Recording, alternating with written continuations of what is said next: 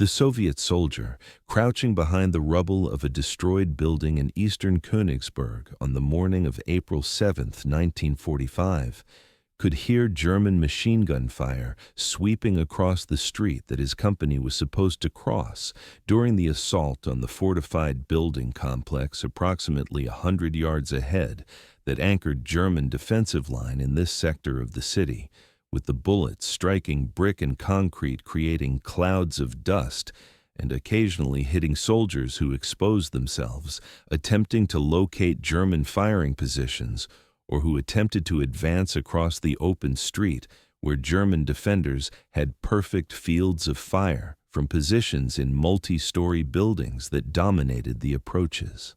Private Dmitri Volkov of the 2nd Battalion, 215th Rifle Regiment, 78th Rifle Division, 43rd Army, 3rd Belorussian Front, Red Army, age 20, formerly a collective farm worker from village near Poltava in Ukraine, who had been conscripted in September 1944, and who had received approximately 6 weeks of basic training before being sent to front in December 1944, had been fighting continuously since the Soviet offensive into East Prussia began in January 1945, and had participated in multiple urban assaults during the 3-month advance toward Königsberg, including fighting in smaller East Prussian cities and towns where he had learned the brutal realities of house-to-house combat.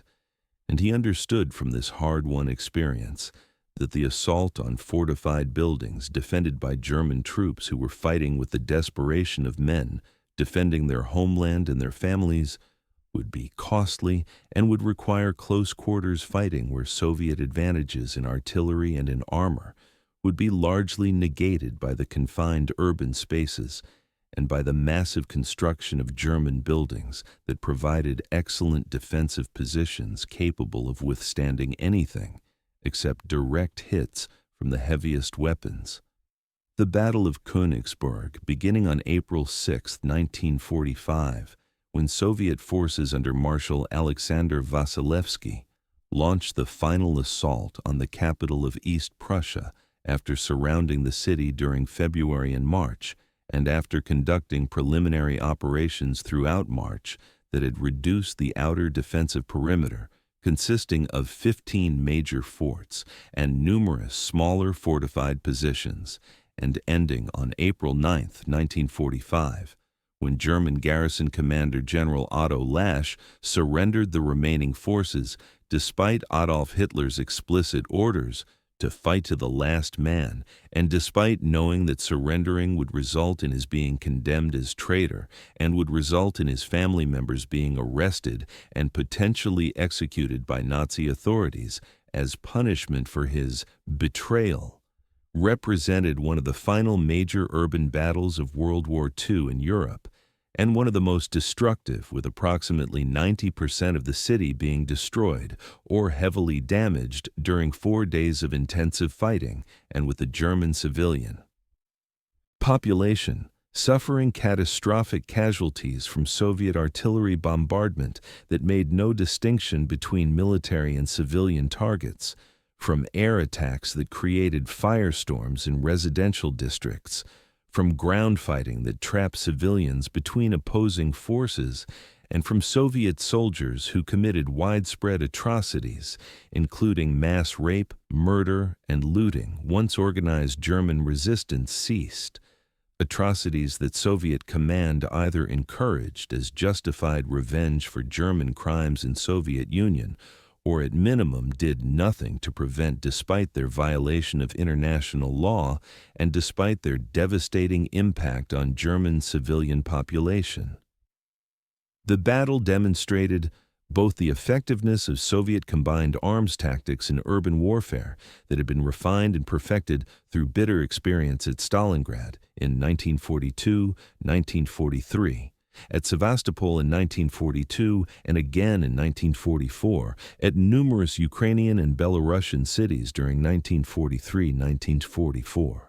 and at Budapest during winter 1944-1945, where Soviet forces had developed doctrine and tactics specifically designed for reducing fortified cities defended by determined enemies, and demonstrated the terrible human cost that urban warfare imposed on both attackers and defenders, with Soviet casualties exceeding 17,000 killed and approximately 60,000 wounded, representing nearly 60% casualty rate for assault forces engaged, while German military casualties exceeded 42,000 killed, representing approximately one-third of garrison strength, and approximately 92,000 captured, representing two-thirds of garrison, plus civilian casualties that exceeded 25,000 according to conservative estimates, and that may have reached as high as 40,000 or even higher when accounting for civilians who died during subsequent expulsion from East Prussia or who were never accounted for in official casualty statistics, making Königsberg one of the bloodiest urban battles of the entire war in terms of casualties per square kilometer and per day of fighting. Königsberg, historic city located on the Pregel River, approximately 60 kilometers from the Baltic Sea coast, in what had been East Prussia since medieval times, and what would become Soviet territory after the war, with the German population being expelled and replaced by Soviet settlers, and with the city being renamed Kaliningrad in honor of Soviet leader Mikhail Kalinin, had been German cultural, intellectual, and economic center for 7 centuries, serving as capital of the Duchy of Prussia from 1525, and later as capital of the province of East Prussia, as home of the University of Königsberg, founded in 1544, where Immanuel Kant had taught philosophy and had written his groundbreaking works that influenced Western thought for 2 centuries, as major Baltic seaport handling trade between Germany and Russia and between Germany and Scandinavia, as industrial center producing machinery and railway equipment, and as fortress city that had been fortified extensively during 19th century, following Napoleonic Wars, with construction of modern ring of forts surrounding city, at distance of approximately 5 to 8 kilometers from city center, with forts being upgraded during early 20th century, with addition of concrete reinforcement and modern artillery, making Königsberg one of most heavily fortified cities in eastern Germany. The city's strategic importance in 1945 derived primarily from its position as last major German stronghold in East Prussia and as symbol of German resistance in eastern territories that had been German for centuries, with Hitler having ordered garrison to defend city to the last man, regardless of military situation and regardless of the obvious hopelessness of defending an isolated city that had been completely cut off from the rest of Germany since late February, when Soviet forces had completed their conquest of East Prussia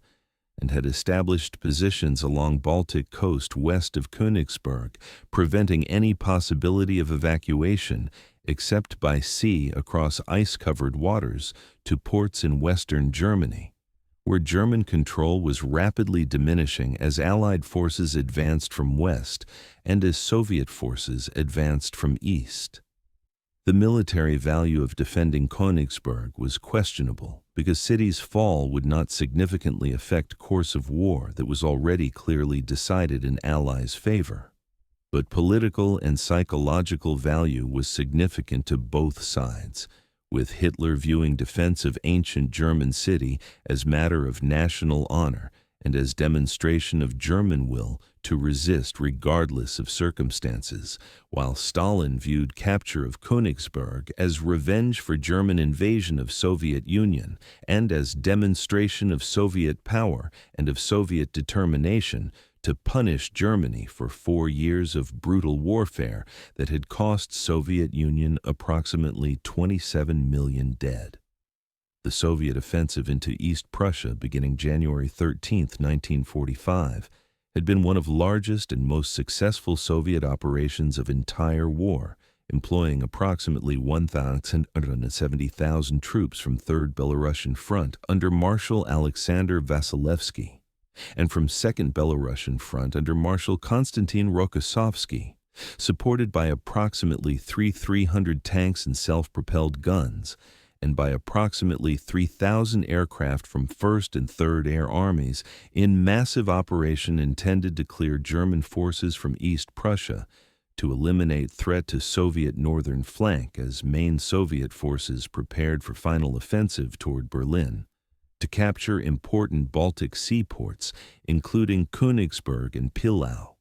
and to exact revenge on German population for years of Nazi aggression and for atrocities committed by German forces in occupied Soviet territories, where millions of Soviet civilians had been killed through deliberate starvation, through mass executions, through forced labor, and through other crimes that Soviet propaganda emphasized continuously, and that motivated Soviet soldiers to seek revenge when they entered German territory. The offensive,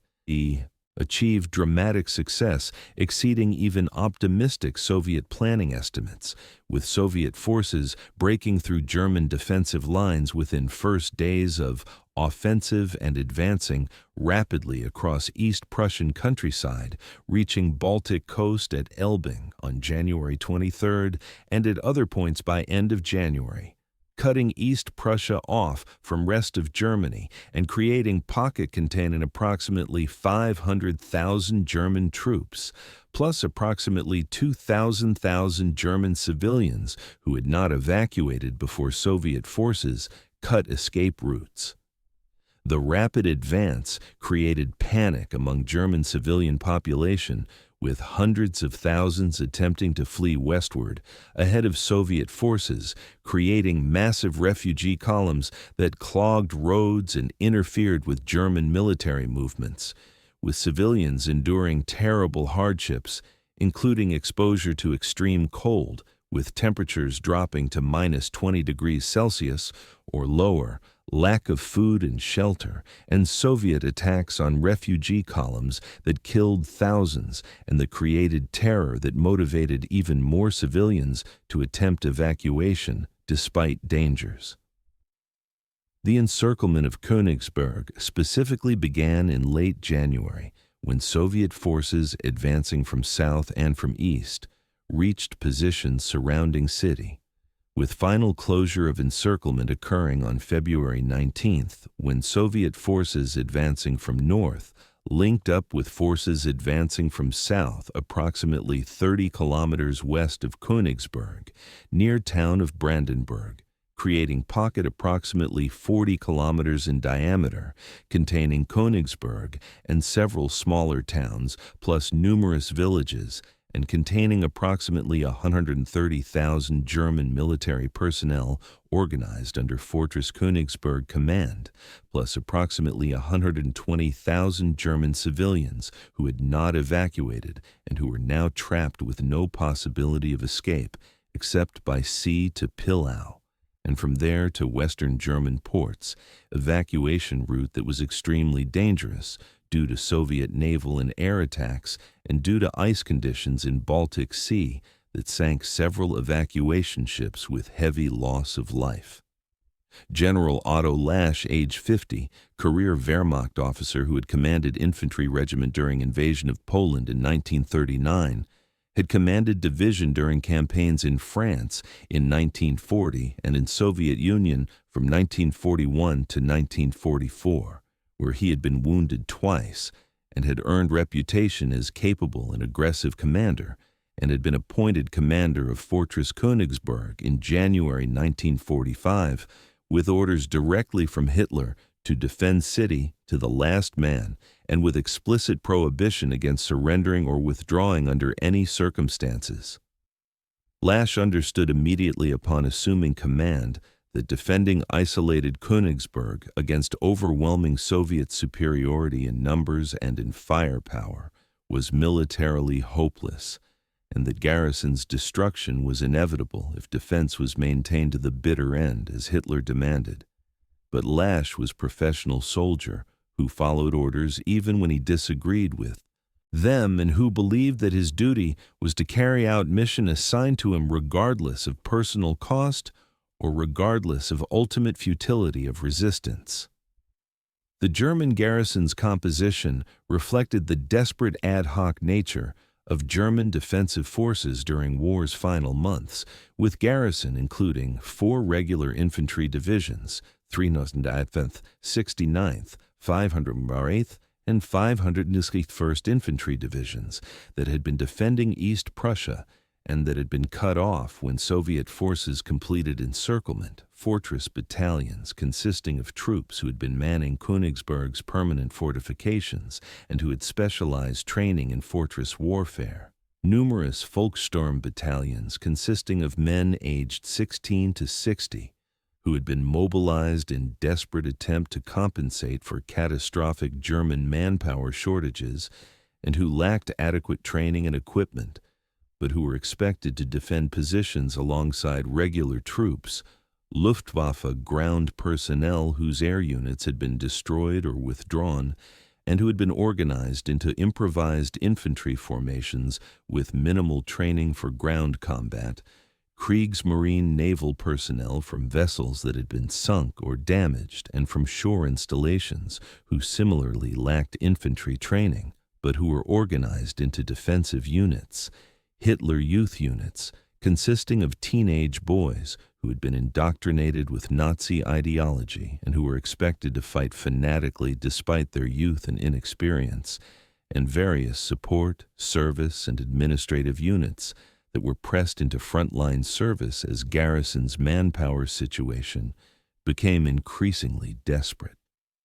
The total garrison strength of approximately 130,000 represented paper strength rather than actual combat effectiveness, because many units were severely under strength, because Volkssturm and improvised units lacked training and adequate weapons, because ammunition and supplies were limited and became more limited as siege progressed and as attempts at resupply proved inadequate, and because morale varied enormously with regular troops generally maintaining discipline and fighting capability, while Volkssturm and other improvised units' reliability was questionable. The equipment situation was similarly problematic, with garrison possessing adequate supplies of small arms and machine guns and possessing some artillery and anti-tank guns, but lacking adequate ammunition, particularly for artillery where rationing became necessary within weeks of encirclement beginning, lacking fuel for vehicles limiting mobility and limiting ability to reposition forces to respond to Soviet attacks, lacking adequate medical supplies for treating wounded, creating horrific conditions in hospitals and aid stations where thousands of wounded suffered without adequate care, and lacking adequate food for both troops and civilians, creating starvation conditions that weakened resistance and that created humanitarian crisis. Private Dmitri Volkov had entered East Prussia with his division in mid-January 1945, participating in rapid advance across province and experiencing for first-time combat on German territory, where rules seemed different from combat in Soviet Union and in Poland, with Soviet soldiers being encouraged or at least permitted to loot German property, to burn German homes, and to terrorize German civilians in ways that would have resulted in severe punishment if directed against Soviet or Polish civilians. Volkov witnessed atrocities committed by other Soviet soldiers, including rapes and murders of German civilians, witnessing scenes that disturbed him despite Soviet propaganda's constant emphasis on German crimes in Soviet Union, and despite knowledge that Germans had committed similar or worse atrocities against Soviet civilians,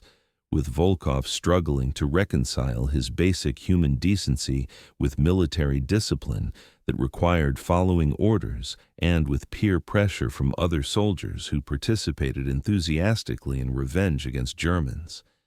The Soviet preliminary operations during March aimed at reducing Königsberg's outer defensive perimeter and at preparing for final assault involved systematic attacks on the 15 major forts that formed first ring of city's fortifications, with each fort requiring separate combined arms operation employing infantry, armor, artillery, engineers, and air support working together to isolate fort, to suppress its defenses, to create breaches in its walls, and to assault and clear its interior. The forts, numbered Fort Number 1 through Fort Number 15, and located at intervals of approximately 2 to 4 kilometers, forming ring surrounding city at distance of approximately 5 to 8 kilometers from city center, had been constructed during 1870s and 1880s using brick and earthwork construction following designs that reflected contemporary fortress warfare theories, and had been modernized during 1930s with addition of concrete reinforcement, with installation of modern artillery, including anti-aircraft guns, and with construction of underground galleries and command posts that provided protection from aerial bombardment and from artillery fire. The assault on Fort Number 5, located in northern sector, began on March 20th, when Volkov's division was assigned to capture fort as part of Operation to clear outer defensive ring in preparation for final assault on city itself.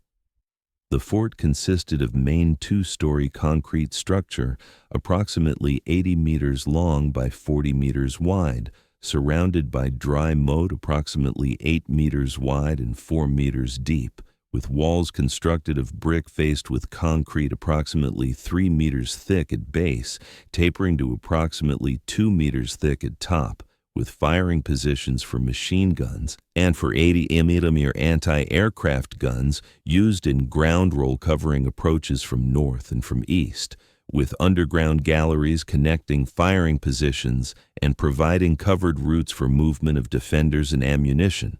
and with garrison of approximately 250 troops, including fortress infantry, artillery crews, and Volkssturm, who had been assigned to defend fort until relieved or until destroyed.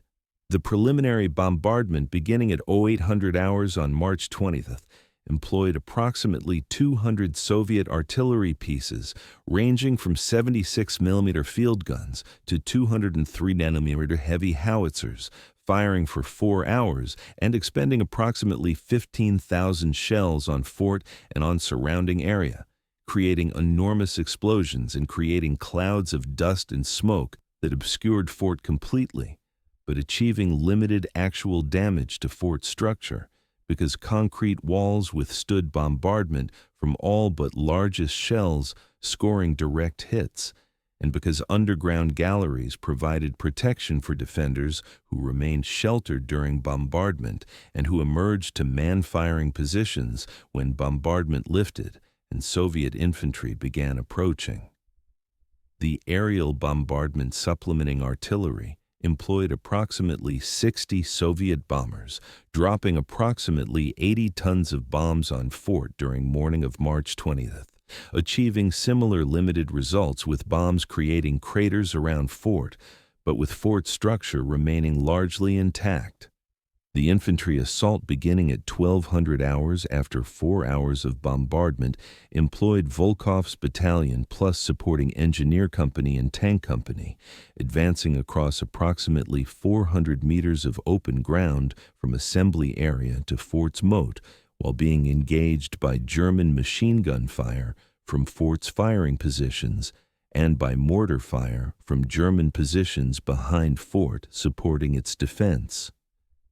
The advance was conducted in assault waves, with first wave consisting of approximately 150 soldiers advancing in line formation, attempting to reach moat and to establish positions from which engineers could work to create crossing points,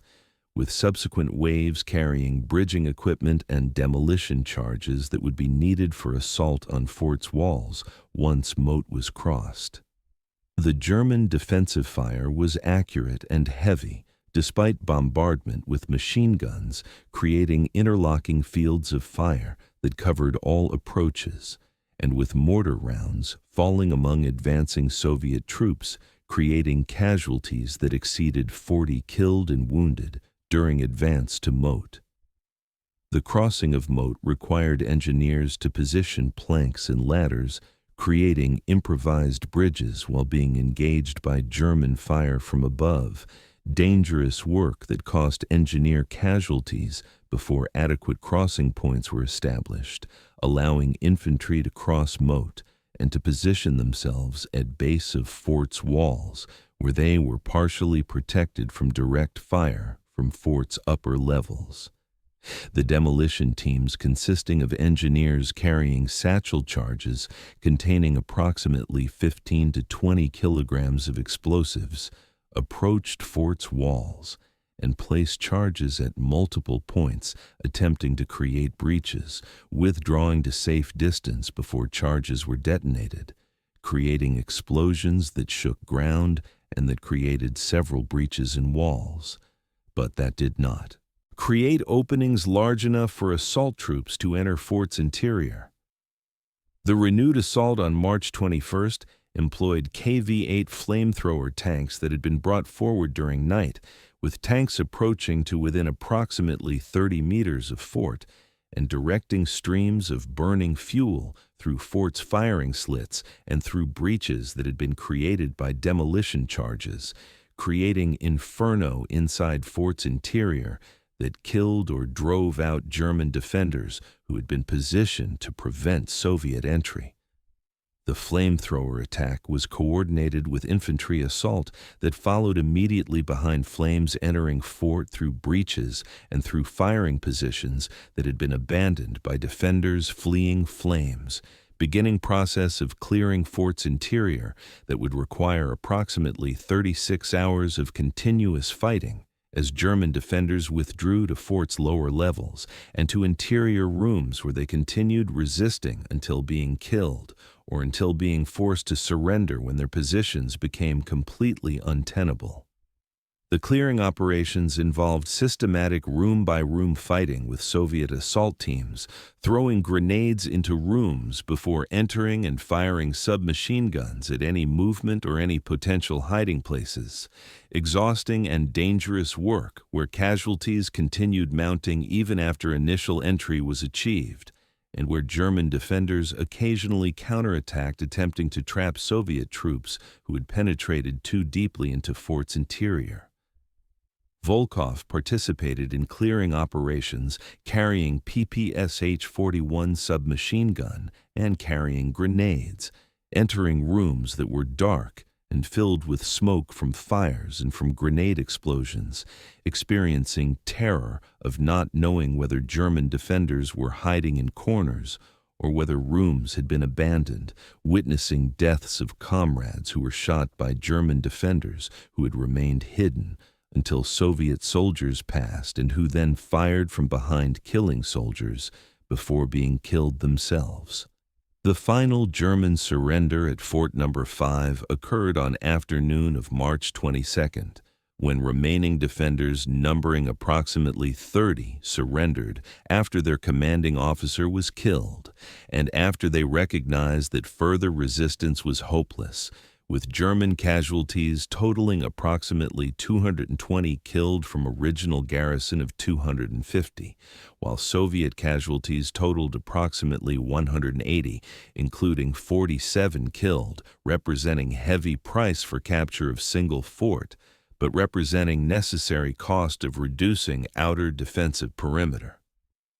The experience at Fort No. 5 was repeated at other forts throughout March, with minor variations, with some forts being captured more quickly when garrisons surrendered earlier, and with other forts requiring even longer to reduce when defenders fought more tenaciously, or when fortifications proved more resistant to assault. Fort No. 8, located in western sector, was attacked on March 24-27 by different Soviet division employing similar tactics,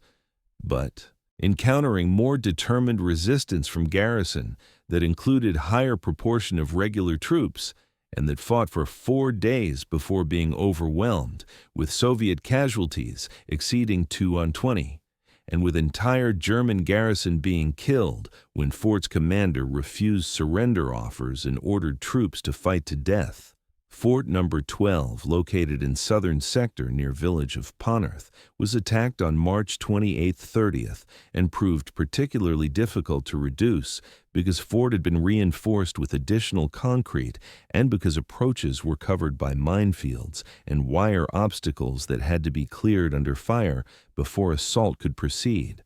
with Soviet casualties exceeding 250 before fort was captured on March 30th after 3 days of intensive fighting.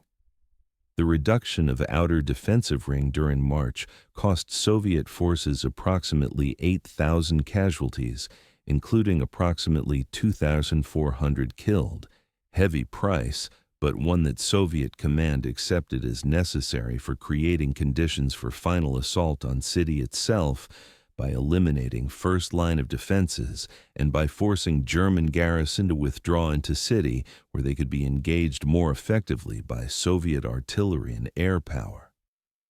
The German casualties during March operations exceeded 15,000, including approximately 12,000 killed and approximately 3,000 captured, representing approximately 12% of garrison strength and representing loss of troops who had been most experienced and best equipped, because fortress battalions manning outer forts were generally better trained and better armed than Volkssturm and improvised units defending city itself. The German defensive strategy within Königsberg itself was based on defending network of strongpoints throughout city, rather than attempting to defend continuous perimeter that would have required more troops than garrison possessed, with strongpoints being organized in industrial districts where factory buildings' massive construction made them naturally defensible, in commercial district where office buildings and warehouses provided similar advantages, in residential areas where apartment buildings could be fortified and where cellars could provide shelter for troops and civilians, and at key intersections and bridges where defenses could control movement routes and could prevent Soviet forces from advancing freely through city. Each strongpoint was assigned defensive sector and was ordered to defend assigned area to last man, with strongpoints being expected to operate autonomously if communications were severed, and with commanders having authority to make tactical decisions, but not having authority to surrender without higher authorization. The civilian population remaining in Königsberg when final assault began numbered approximately 120,000 from pre-war population of approximately 370,000, with approximately 250,000 having evacuated during months before encirclement either overland, while routes remained open, or by sea from Pillau to Western German ports in hazardous voyages across ice-covered Baltic Sea, where several ships were sunk by Soviet submarines or by air attacks, or by hitting mines resulting in thousands of deaths, including approximately 9,000 who died when refugee ship Wilhelm Gustloff was torpedoed by Soviet submarine in January 1945 in worst maritime disaster in history. The civilians who remained in Königsberg included those who had been unable to evacuate due to age, illness, or lack of transportation, those who had believed Nazi propaganda assurances that city would be defended successfully and that Soviet forces would be driven back, those who had refused to abandon homes where their families had lived for generations, preferring to face uncertain fate under Soviet occupation, rather than becoming refugees with no homes and no prospects, and those who had been prevented from evacuating by Nazi authorities who feared that mass civilian evacuation would create panic and would undermine garrisons' morale, and who believed that civilian presence would stiffen military resistance. The civilian situation during siege was desperate, with food supplies being inadequate and becoming more inadequate as siege progressed and as stockpiles were consumed, with rations being reduced repeatedly until they provided insufficient calories for survival, creating starvation conditions that killed thousands, particularly among elderly and among children, with heating fuel being unavailable during winter months when temperatures remained below freezing, requiring civilians to burn furniture and to burn structural wood from damaged buildings, creating additional fire hazards, with medical care being inadequate, with hospitals being overwhelmed by military and civilian casualties and lacking adequate medicines and supplies, and with shelters being overcrowded and unsanitary, creating disease conditions that caused epidemics of typhus and dysentery that killed additional thousands. The civilians' terror increased as Soviet forces approached with Soviet propaganda broadcasts and leaflets promising harsh treatment for Germans as revenge for Nazi crimes in Soviet Union, creating fear that motivated some civilians to commit suicide rather than face Soviet occupation, and creating determination among others to assist military defense, hoping that successful defense might prevent or delay Soviet conquest.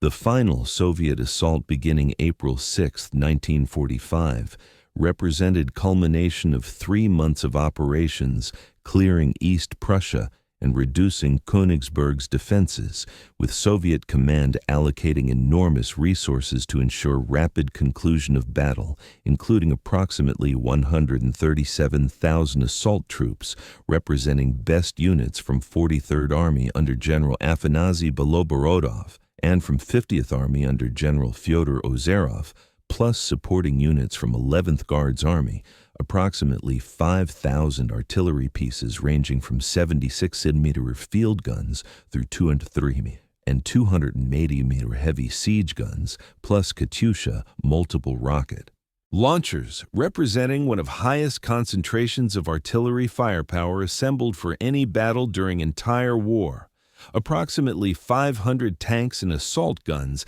including specialized armor, designed specifically for urban combat, including KV-8 and OT-34 flamethrower tanks and ISU-152 assault guns with 150mm guns capable of demolishing buildings with single shots, and approximately 2,400 aircraft from 1st and 3rd Air Armies, representing commitment of substantial portion of Soviet air power in northern sector for duration of battle. The preliminary bombardment beginning at 0900 hours on April 6th created sound that could be heard dozens of kilometers away, with continuous roar of thousands of guns firing simultaneously, creating earthquake-like vibrations that shook ground and that could be felt in shelters throughout city, with approximately 200,000 shells falling on target area of approximately 15 square kilometers during 4-hour bombardment, creating average density of approximately 13,000 shells per square kilometer, representing saturation bombardment intended to destroy every structure and to kill or demoralize every defender in target area. The impact created hundreds of fires throughout city, with smoke rising thousands of meters, creating mushroom clouds visible from great distances, created enormous craters where buildings had stood, with some craters being 10 meters in diameter and 4 meters deep from impacts of heaviest shells, destroyed streets, and severed utilities including water, gas, and electrical lines, making firefighting impossible and making movement difficult, and created casualties among garrison and among civilians that exceeded 5,000 killed during 4-hour bombardment, including approximately 3,000 military and approximately 2,000 civilians who were caught in bombardment while in buildings or while attempting to move to shelters. The air attacks supplementing artillery bombardment employed approximately 516 bombers from 1st and 3rd Air Armies, conducting attacks in waves throughout morning of April 6th,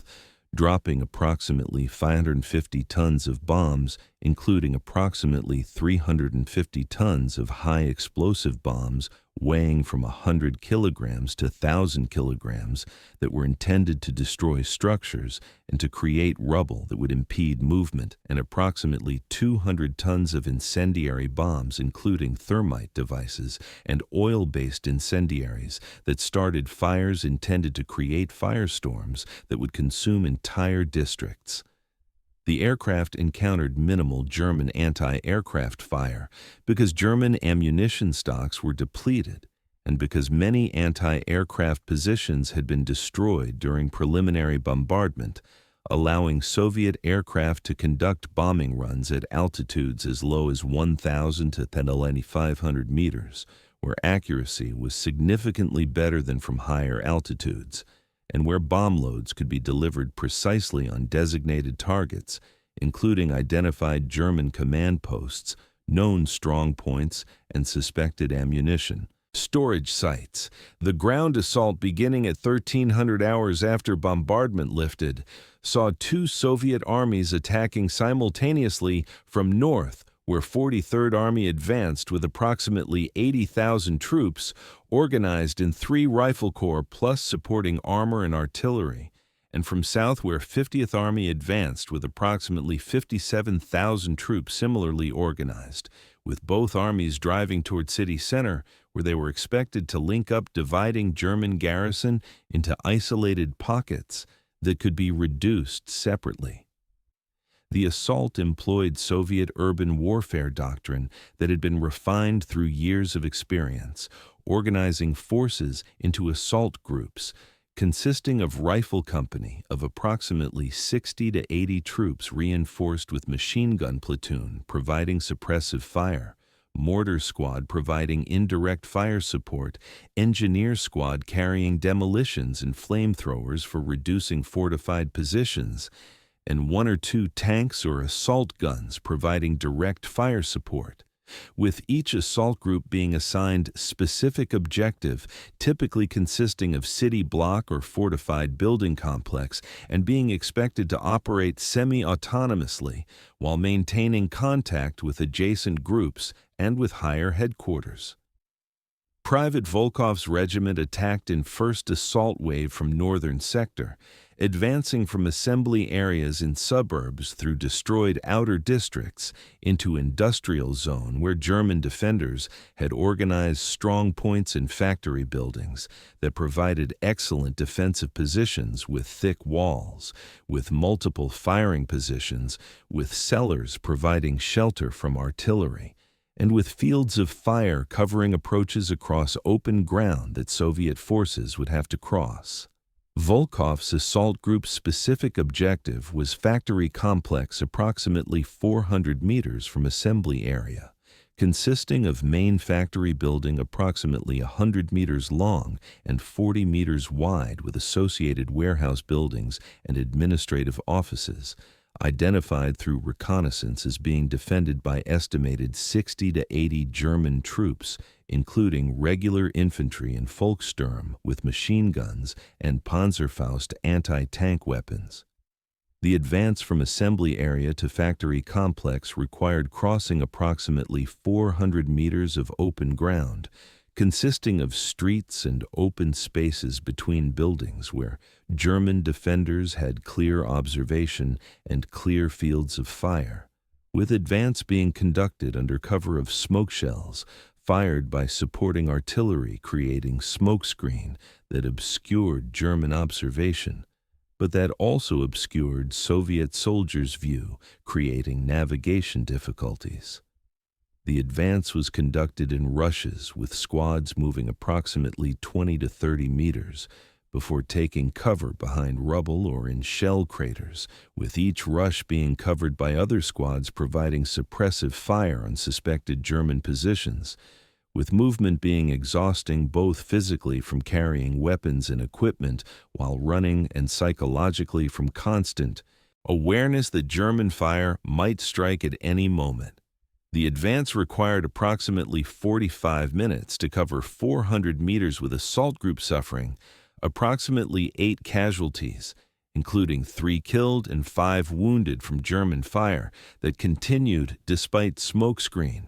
because German defenders had pre-registered defensive fires and could engage general target areas without direct observation, with casualties being evacuated by medical personnel who accompanied assault group and who provided immediate first aid before wounded were carried to battalion aid station for more comprehensive treatment.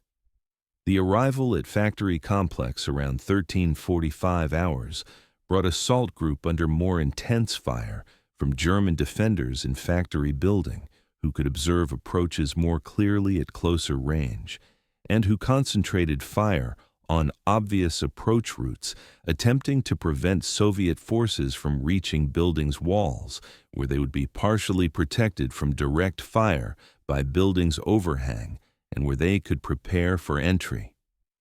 The suppression of German defensive fire required coordinated action with tank that accompanied assault group moving to position where it could engage factory buildings' windows, and firing positions with main gun and with coaxial machine gun, with T-34-85 tank firing approximately 20 rounds of 85 mm high explosive shells at building, creating breaches in walls and destroying several firing positions, with tanks' machine gun firing continuously at windows, suppressing German riflemen and machine gunners and forcing them to take cover, allowing Soviet infantry to approach building. The engineer squad approached building carrying demolition charges and carrying flamethrower, placing charges weighing approximately 10 kilograms each at building's foundation at multiple points, attempting to weaken structure and to create entry points, with engineers working while being covered by rifle squads who engaged any German defenders attempting to interfere with demolition work. The detonation of demolition charges at approximately 14-15 hours created series of explosions that shook building and that created partial collapse of building's southern section where charges had been concentrated, creating opening approximately 8 meters wide through which infantry could enter building's interior. The entry was executed immediately after explosion, with assault squads throwing grenades through opening and into building's interior, before soldiers entered firing submachine guns at any movement or at any potential hiding positions, with first soldiers entering and countering immediate German fire from defenders who had survived bombardment and demolitions and who were positioned to prevent Soviet entry, with 2 Soviet soldiers being killed and 3 being wounded within first minutes of entry, before German position was suppressed through concentrated submachine gun fire from multiple soldiers firing simultaneously. The clearing of factory building required approximately 4 hours from initial entry at 14-15 hours until building was secured at approximately 18-15 hours, with German defenders conducting fighting withdrawal from floor to floor as Soviet forces advanced, with every room requiring separate clearing operation involving throwing grenades before entry and firing weapons at any potential hiding places, with Soviet forces occasionally encountering German counterattacks, where defenders attempted to recapture rooms or corridors that had been taken, and with casualties mounting continuously as fighting progressed through buildings' interior, where close quarters made combat particularly intense and particularly deadly. Volkov's assault group suffered total casualties of approximately 15, including 5 killed and 10 wounded, from initial strength of approximately 40 by time building was secured, representing approximately 38% casualties, typical of urban combat where casualty rates far exceeded those in open terrain warfare. The fighting throughout Königsberg during April 6-7 saw hundreds of similar actions occurring simultaneously, with assault groups attacking strong points while suffering heavy casualties, but gradually overwhelming German defenses through numerical superiority, through firepower superiority, and through tactical competence that German defenders could not match, despite fighting with determination and despite advantages that defensive positions provided. The German defense during April 6th-7th was characterized by stubborn resistance at individual strongpoints, with positions being defended until being physically overrun rather than being abandoned when tactical situations suggested withdrawal, with local counterattacks being conducted when opportunities arose, attempting to recapture lost positions or to disrupt Soviet attacks, and with coordination between units remaining effective despite communications difficulties and despite progressive isolation as Soviet forces penetrated between strongpoints, creating gaps in German defensive system. The psychological impact of urban warfare affected both sides severely, with Soviet soldiers experiencing constant stress from danger emanating from multiple directions, including from upper floors where German defenders could fire down on troops in streets, from cellars where defenders could emerge unexpectedly, from rubble where snipers could hide, and from buildings that appeared abandoned, but that might contain defenders waiting to ambush Soviet troops. The inability to see enemy clearly until very close range created constant tension. Witnessing deaths of comrades at close quarters created trauma that affected even experienced veterans. Lack of sleep due to continuous operations created exhaustion. Inadequate food and water created physical deterioration, and knowledge that any moment might bring death created psychological strain that tested limits of human endurance. Volkov experienced these effects directly during April 6th-8th, losing multiple friends, including his squad leader, Senior Sergeant Nikolai Petrov, who was killed by German sniper on April 7th while moving between buildings, witnessing Petrov's death from approximately 10 meters away and being unable to prevent it or to immediately revenge it, because sniper's position could not be identified, and because suppressive fire on general area where sniper might be positioned might kill civilians sheltering in buildings. The death affected Volkov deeply, creating sense of loss and sense of vulnerability, because Petrov had been mentor who had taught Volkov how to survive in combat, and whose experience and leadership had provided confidence that without Petrov seemed lacking. With Volkov assuming some of Petrov's responsibilities, despite his own limited experience, and despite doubts about his capability to lead others when he questioned his own ability to survive. The link-up of Soviet forces from north and south occurred on evening of April 8th, when advance elements from 43rd Army met advance elements from 50th Army in Central District near Königsberg Cathedral, historic Gothic church that had been completed in 14th century, and that had dominated city skyline for 6 centuries, and that now was damaged by fire and by artillery, with its roof destroyed and its walls cracked, but with structures still standing as silent witness to battle's destruction. The link-up cut German garrison in half, creating northern pocket containing approximately 45,000 troops and southern pocket containing approximately 40,000 troops, plus approximately 90,000 civilians who were distributed throughout both pockets, with link-up being celebrated by Soviet command as indication that battle's conclusion was imminent, though significant German resistance continue in both pockets, requiring additional 2 days of fighting before organized resistance would cease.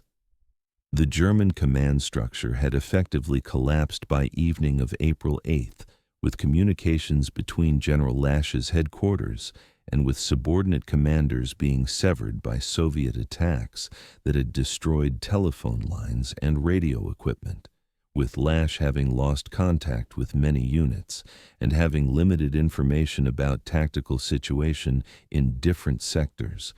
and with individual commanders making independent decisions about whether to continue fighting following Hitler's orders or whether to seek terms for surrender to save lives of remaining troops and civilians. The morale among German garrison varied enormously, with some regular units maintaining discipline and continuing to resist effectively, while Volkssturm and other improvised units' cohesion deteriorated with increasing numbers refusing to continue fighting, and with some surrendering individually or in small groups despite orders to fight to last man. The surrender negotiations beginning evening of April 8th were initiated by several German commanders, including Colonel Otto Hengel, commanding 367th Infantry Division, who contacted Soviet forces with the offer to surrender his division in exchange for guarantees that soldiers and civilians would be treated according to Geneva Conventions and would not be subjected to summary execution or to mistreatment. The Soviet command offered terms that included allowing German soldiers to retain personal possessions and promising medical treatment for wounded, and promising that civilians would not be harmed, promises that many German commanders accepted as genuine, though promises regarding civilian treatment proved false, with widespread atrocities being committed once resistance ceased. The negotiations continued through night of April 8th-9th, with increasing numbers of German units accepting surrender terms, while other units continued fighting, either because they had not received surrender orders or because commanders refused to surrender despite hopelessness of continued resistance. General Lasch's personal decision to surrender on morning of April 9th was among most difficult decisions of his military career, knowing that surrendering violated Hitler's explicit orders and would result in his being condemned as traitor and would result in his family members being arrested and potentially executed as punishment for his betrayal. Lasch's family, including his wife and children, lived in Germany proper and were vulnerable to Nazi retaliation, with Lasch knowing that surrendering would endanger them, but calculating that continuing resistance would only result in additional deaths of soldiers and civilians without achieving any military purpose and without changing inevitable outcome. The calculation reflected Lasch's understanding that war was lost and that Germany's defeat was certain regardless of whether Königsberg held for additional days or weeks, and reflected his assessment that saving lives was more important than following orders that served no rational military purpose. The formal surrender occurred around 09:30 hours on April 9th, when Lasch was brought to Soviet headquarters in captured German building in city's western sector, where he signed surrender document witnessed by Soviet commanders, including General Belorussian, and by political officers who would ensure that surrender's political significance was properly emphasized in Soviet propaganda. The surrender order was broadcast to remaining German units over radio and through loudspeakers, with most units complying and surrendering during morning and early afternoon of April 9th,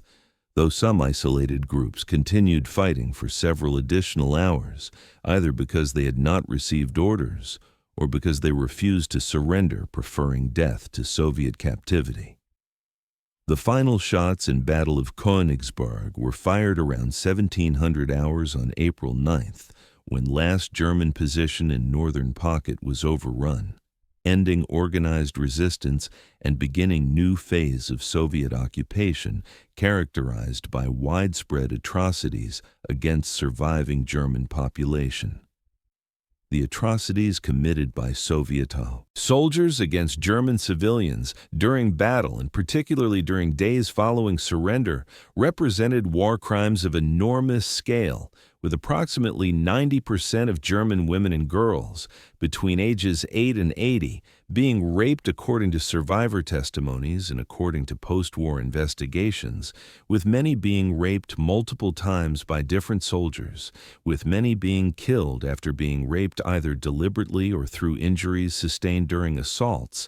and with rapes being accompanied by murders and by looting that destroyed remaining German property and that left survivors destitute.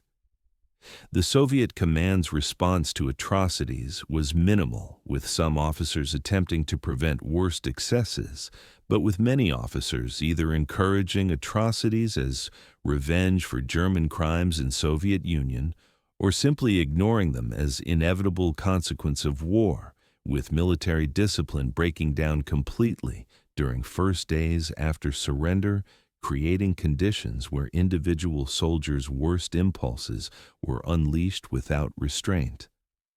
The specific atrocities were horrifying, with multiple survivor accounts describing gang rapes involving dozens of soldiers assaulting individual women, describing murders of civilians who attempted to protect family members from assault, describing suicides of women who chose death rather than continued assault, and describing long-term trauma among survivors who survived assaults, but who carried psychological scars for the remainder of their lives. The women who survived faced additional trauma during subsequent months when many discovered they were pregnant from rapes, with pregnancies resulting in births of children who were constant reminders of trauma and who faced stigma and discrimination in post-war German society, with some women choosing to give children up for adoption while others kept them despite difficulties. The casualties at Königsberg exceeded 17,000 Soviet soldiers killed, according to Soviet records that were generally accurate for own casualties, plus approximately 60,000 wounded, representing total Soviet casualties of approximately 77,000 from assault forces, totaling approximately 137,000, representing casualty rate of approximately 56%, that was extraordinarily high even by Eastern Front standards, where casualties routinely exceeded Western Front levels. The German military casualties totaled approximately 42,000 killed according to Soviet counts of bodies recovered and buried, plus approximately 92,000 captured, representing virtually entire garrison, with only small numbers escaping by sea to Pillau, before Pocket collapsed completely. The civilian casualties exceeded 25,000 according to conservative estimates, based on population figures before and after battle, with higher estimates suggesting 35,000 to 40,000 killed from bombardment, from ground fighting, from disease and starvation during siege, and from atrocities during and after battle, making total battle casualties approximately 175,000 to 195,000 killed plus 60,000 wounded, representing catastrophic human cost for a 4-day battle-covering area of approximately 70 square kilometers. The destruction of Königsberg was nearly complete, with approximately 90% of buildings being destroyed or heavily damaged beyond possibility of economical repair, with most historic landmarks including cathedral, university buildings, castle and museums being destroyed or severely damaged, with infrastructure, including utilities, roads, railways, and port facilities being destroyed requiring complete reconstruction, with cultural treasures including libraries, art collections, and archives being destroyed or looted, and with city's character as German cultural center being permanently erased as German population was expelled and replaced by Soviet settlers who renamed city Kaliningrad and who rebuilt it as Soviet city with Soviet architecture and Soviet culture, bearing minimal resemblance to German city that had existed for 7 centuries. The expulsion of surviving German population from Königsberg and from East Prussia generally represented final tragedy of battle's aftermath, with approximately 80,000 German civilians surviving battle in Königsberg and surrounding areas, with virtually all being expelled during months following German surrender in process that was conducted with considerable brutality, and that resulted in additional deaths from disease, from starvation, from violence, and from exposure during deportation. The expellees were typically given hours or days' notice to prepare for deportation, were allowed to carry only what they could physically carry, usually meaning single suitcase of belongings per person, were transported in freight cars that were unheated and overcrowded, creating conditions where many died en route,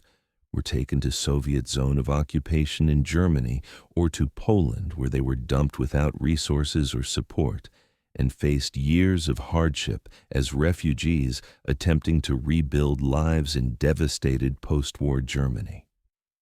The fate of General Lasch and his family illustrated Nazi regime's vindictiveness toward commanders who surrendered against Hitler's orders, with Lasch being held as Soviet prisoner of war, while his family in Germany was arrested by Gestapo in April 1945, shortly after Königsberg's surrender became known, with Lasch's wife being imprisoned and interrogated, though ultimately not executed, with other family members being imprisoned, and with Lasch being informed of his family's arrest during Soviet captivity, adding psychological torture to physical hardships of imprisonment. Lasch survived Soviet captivity, being released in 1955 and returning to West Germany, where he spent remainder of life, dying in 1971 at age 76, having spent post-war years defending his decision to surrender and arguing that saving lives was correct decision regardless of orders or regardless of consequences.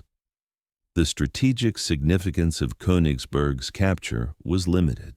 because battle occurred only weeks before Germany's final surrender on May 8, 1945, making battle's outcome irrelevant to war's conclusion that was already determined by Soviet advances toward Berlin from east and by Anglo-American advances from west that had compressed Germany into progressively smaller area where continued resistance was futile. But battle demonstrated several important military lessons, including effectiveness of Soviet combined arms tactics in urban warfare when properly executed with infantry, armor, artillery, engineers, and air forces working together in coordinated manner, demonstrated terrible cost of urban warfare with casualties per square kilometer and per day far exceeding open terrain warfare, demonstrated futility of Hitler's orders to defend cities to last man when strategic situation made defense hopeless and when continued resistance only increased casualties without changing outcomes, and demonstrated war's human cost, particularly for civilian populations caught between opposing forces and subjected to horrors that exceeded normal warfare through deliberate targeting and through atrocities that violated all standards of civilized conduct. The Battle of Königsberg from April 6 to April 9, 1945, killed 17,000 Soviet soldiers, wounded 60,000, killed approximately 42,000 German military personnel, resulted in capture of approximately 92,000, killed approximately 25,000 to 40,000 German civilians, destroyed approximately 90% of historic city, including cultural treasures accumulated over 7 centuries, demonstrated Soviet mastery of urban warfare tactics developed through years of bloody experience, demonstrated futility of defending isolated cities against overwhelming force when strategic situation made defense hopeless, represented one of final major battles of World War II in Europe, occurring only weeks before German surrender, and created conditions for Soviet annexation of East Prussia and for expulsion of German population that permanently altered region's demographics and culture, making Königsberg significant both as military operation, demonstrating urban warfare's terrible effectiveness and terrible cost, and as symbol of war's devastating impact on civilian populations and on historical continuity, when entire cities and entire populations could be destroyed or displaced through military violence.